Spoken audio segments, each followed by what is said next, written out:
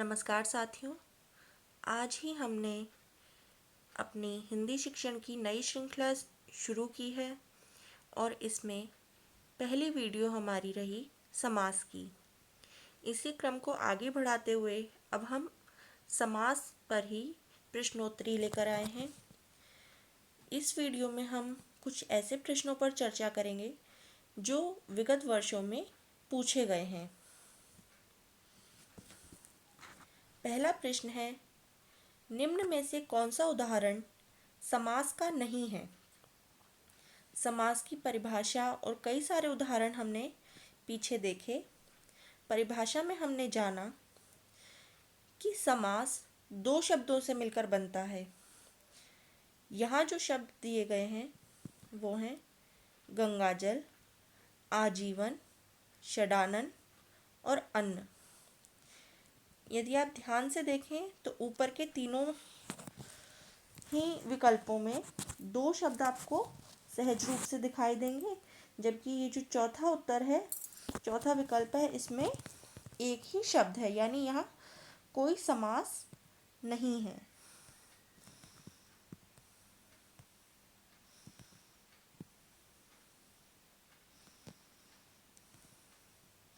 आगे बढ़ते हैं। कर्मधारय समास किस समास का उपभेद है? यदि आपने पिछली वीडियो नहीं देखी है तो आप पिछली वीडियो भी देख सकते हैं। उसका लिंक आपको इसी वीडियो के डिस्क्रिप्शन में मिलेगा और इस प्रश्न का उत्तर वहाँ बताया जा चुका है। कर्मधारय समास किस समास का उपभेद है? द्विगु, तत्पुरुष, द्वंद्व, बहुव्रीहि। इसका सही उत्तर है बी ऑप्शन, तत्पुरुष समास।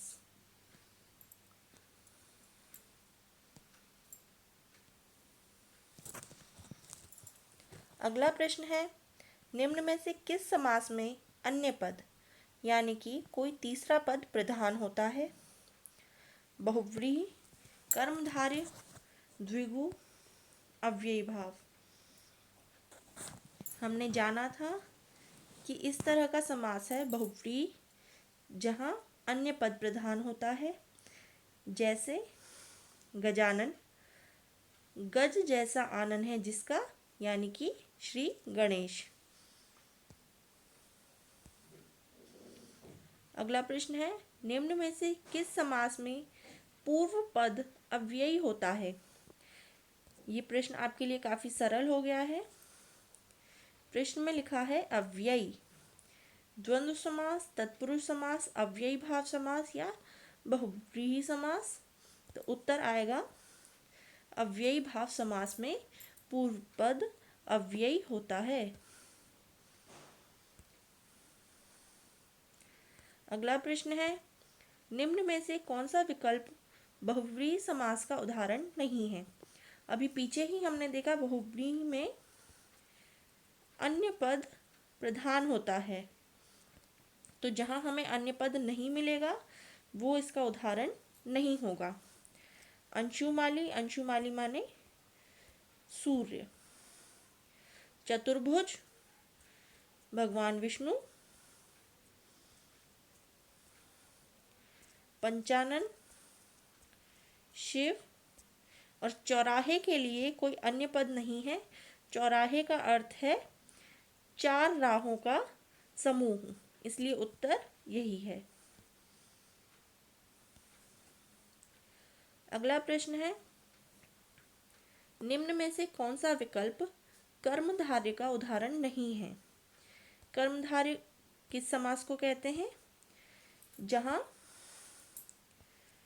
विशेषण और विशेष्य का संबंध मिले। विशेषण और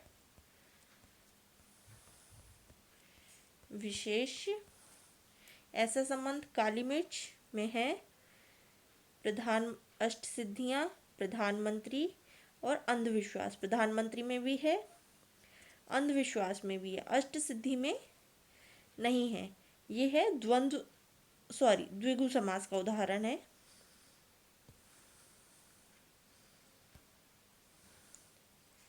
अगला प्रश्न है, द्वंद्व समास का विग्रह करने पर किस शब्द के प्राकट्य की संभावना है? द्वंद्व समास कौन सा होता है जिसमें हाइफन लगा होता है, जैसे माता पिता, छोटा बड़ा, इस तरह के जो हम समास देखते हैं उनमें जब हम विग्रह करते हैं तब इस हाइफन की जगह कौन से शब्द आ सकते हैं? और, या, अथवा उपर्युक्त तीनों शब्दों की संभावना है। ये तीनों ही शब्द आ सकते हैं, हम पिछली वीडियो में चर्चा कर चुके हैं, आप वहां जाकर देख सकते हैं यदि आपने नहीं देखी है पिछली वीडियो।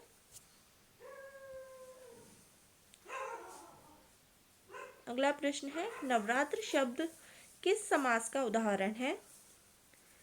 नवरात्र शब्द का संधि विच्छेद देखेंगे तो होगा 9 रातों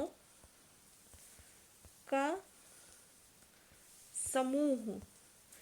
जब यहाँ समूह की बात आ रही है तो ये है द्विगु समास। अगला प्रश्न है, राजभवन किस समास का उदाहरण है? राजभवन का विग्रह क्या होगा? सोचिए आप सभी। राजा का भवन, यहाँ पर का मिल रहा है, का है एक विभक्ति चिन्ह, और विभक्ति चिन्ह किस समास में दिखते हैं हमें?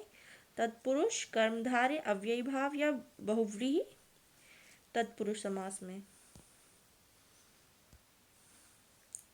आज का आखिरी प्रश्न है, निम्न में से कौन सा विकल्प अन्य पद का बोध नहीं कराता?